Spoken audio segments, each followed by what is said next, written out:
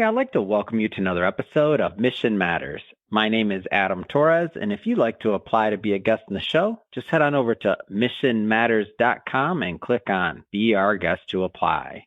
All right, so today I have Seal Bin Han on the line, and he's CEO over at Hook Holdings. Seal, welcome to the show. Thanks for having me. All right, Seal. So as we're kind of warming up here, so you met, and I guess are one of our first introduction. I know you know the other co-founder here, Shirag, but you've been out to one of our real estate events. So I should say welcome back to the Mission Matters community. Good to catch back up with you. Thanks so much. Yeah, I love all of your events. You guys are prolific with what you guys do. Love it all. Very kind. And so, Seal, just to dive into this episode, we'll start it the way that we start them all, with what we like to call our Mission Matters Minute. So as you're aware, Seal, our mission is to amplify stories for entrepreneurs, executives, and experts. So that's what we do day in and day out. That's our mission. So, Seal, what mission matters to you? We aim to lower the barrier to entry for e-commerce entrepreneurs through holdings, where we provide fulfillment, sourcing, and marketing resources for all of our clients. What got you into e-commerce? Like, how did all that begin? So we sort of just fell into it. We started with the agency, the creative agency, and, in the beginning, we did mostly political work, funny enough. And, Wait a minute, from political work to e-commerce? How'd that happen? That's awesome. Yeah. Well, politics is 90% of the headache and 10% of the revenue. But, so as we were scaling, we met a lot of different e-commerce entrepreneurs, really young guys building exciting product suites. And we just wanted to be able to support them. And, as we grew, we started adding on additional services. And so we acquired a couple of warehouses, started providing fulfillment services. And then eventually some of these entrepreneurs asked us to help them source their products. And so we have good relationships over in Asia and started building those supply chains for them. And so, that's sort of how it happened. It was very organic and not a top-down thing at all. And so one of the things that you mentioned is part of your mission is lowering the barrier of entry. So, talk to me a little bit more about that barrier. Yeah, for sure. I think a lot of e-commerce entrepreneurs specialize in, like one or two things. Usually it's like they're very good product designers, or they care deeply about, some sort of product that's missing in the market. But when you jump into becoming an e-commerce entrepreneur, there's a lot of sort of white spaces that you have to overcome. And so we just identified 3 key areas where we saw e-commerce entrepreneurs struggle the most with. One, of course, being growth marketing, like how do you get your voice out there? How do you scale your brand in terms of brand awareness with consumers? Another being fulfillment and just, supply chain in general, like how do you get products from your warehouse out to the consumer as quickly and efficiently as possible? And the third being product sourcing, like where do we actually manufacture our products? What countries are best for plastics versus metals versus woods, things of that sort. And so we just wanted to provide those entrepreneurs with a suite of tools for them to be able to scale more efficiently and focus on the things that they're good at so that we can do the things that we're good at.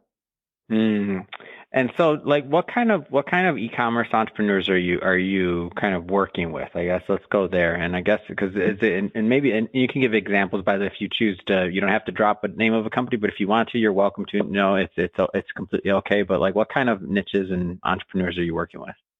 Yeah, so we're industry agnostic. So I can sort of walk you through a case study where, during COVID, actually, I guess a better one would be sort of during the Trump presidency, there was the Trump tariffs for China. And so if you're manufacturing certain products, certain consumer goods out of China, you're hit with this like 25 to 50% tax on top of your goods, which, either gets passed on to the consumer or to the retailers, et cetera, et cetera. So a lot of companies tapped us to go and find them an alternative source as quickly as possible. So one of them is like Squatty Potty, which was manufacturing bamboo products out of China. We moved the production over to Vietnam and then helped, reduce their cost of goods sold in a time that was a little wild for any sort of product manufacturer. Yeah, that makes a lot of sense. And when you think about things like fulfillment, sourcing, marketing, like typically these are all going to be different agency functions or, even supplier functions. All of these different things. But correct me if I'm wrong, you kind of have your hand in all of these different areas for e-commerce entrepreneurs. Am I off on that or? Yeah, that's correct. So we just wanted to create a familiar experience for our customers. So, you start with, either sourcing, you start with fulfillment, or you start with digital marketing with us, and then you move through the other suite of tools that we provide. It's a consistent experience. You deal with, the same product manager or project manager across those three categories. And when we can prove that we can provide value in one avenue, it's very easy to sort of upsell the other services on top of what we were already doing for the customer. Like that's making it easy on them. Like talk to me about what the normal or the typical experience would be. Somebody that's not working with a Hook Holdings or a company that has that type of setup. Like what does it normally look like? Because I want people to get this. I want the people to understand what it means when we say lowering the barrier of entry. This isn't just lip service. Yeah. So when you deal with like product sourcing, you usually deal with like 3 or 4 different agents that you find somewhere online or LinkedIn. They go out looking for a bunch of different factories. You sort of have to trust but verify your relationship with them. Sometimes you even have to fly there in person. It's a pretty disparate system, and there's a lot of friction whenever you're sourcing products. And then, for fulfillment, most 3PLs or third-party logistics companies that handle fulfillment here in the U.S. are sort of operating in like still the 1990s, where it's like, paper and pen or at least Excel, and how they manage your fulfillment processes. And then for digital marketing, I mean, there's just millions of agencies and you just don't know which one to work with. So what we provide is sort of the clarity where you can just work with one partner. We execute on all 3 sort of divisions very well. And we really just aim to prove it to you by working on just one small project in the beginning. And then, as we deliver, the customers tend to add on those additional experiences that we can provide. Yeah, that's awesome. It's great because when we think about like even just what you just now described, the amount of time, and effort and then like what you mentioned about the Trump, the tariff, all the other things you're talking about, like that was especially even companies that thought they had it figured out. And then there's an external factor that comes in, now you got to pivot, you got to change, you got to do something else. So having that advocate that's, kind of in that 360 approach, if you will, it seems to me like you're really almost, partners from the standpoint of really having to understand your clients' businesses too, because you wouldn't be able to have your say or provide value and input in all those different sections. And if you didn't like intimately know those companies, it's just not going to happen.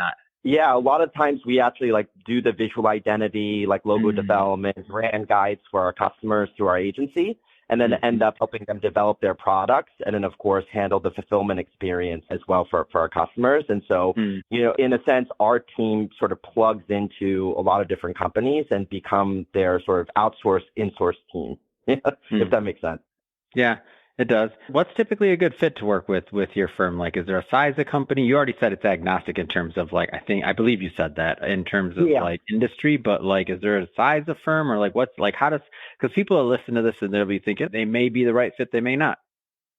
Yeah, I would say, if you're manufacturing between, at least about $5 million or $10 million worth of inventory, that's good for our supply chain business. For our agency business, even if you're just getting started, we're a good partner to help you sort of develop the look and feel of your brand and, how your brand engages with customers online. So we can start with customers that are, just getting started.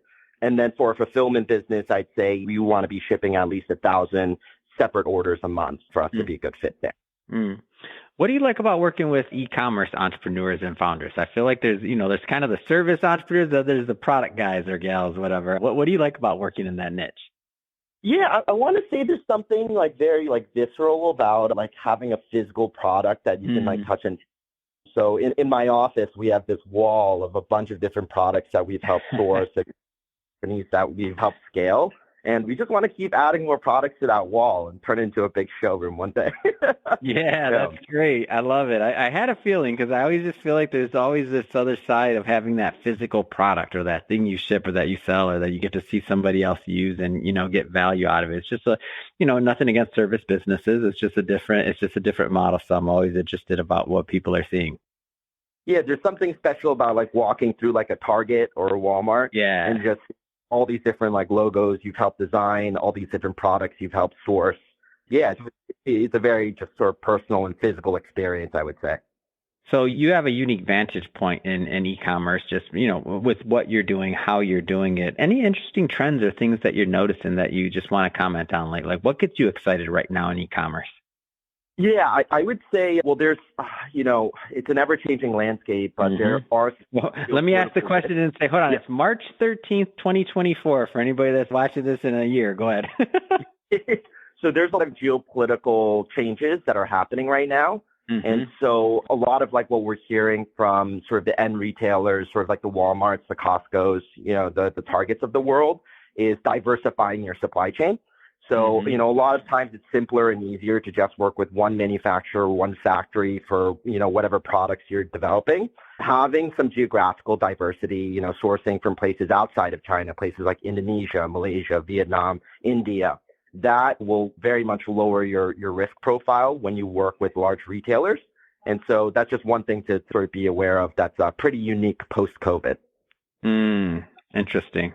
That makes a lot of sense because if you think about for the stores themselves, like further down the line, they're looking at it from a different perspective. Like they need their product on the shelves, right? Because nobody wins if that product doesn't get to the shelf, right?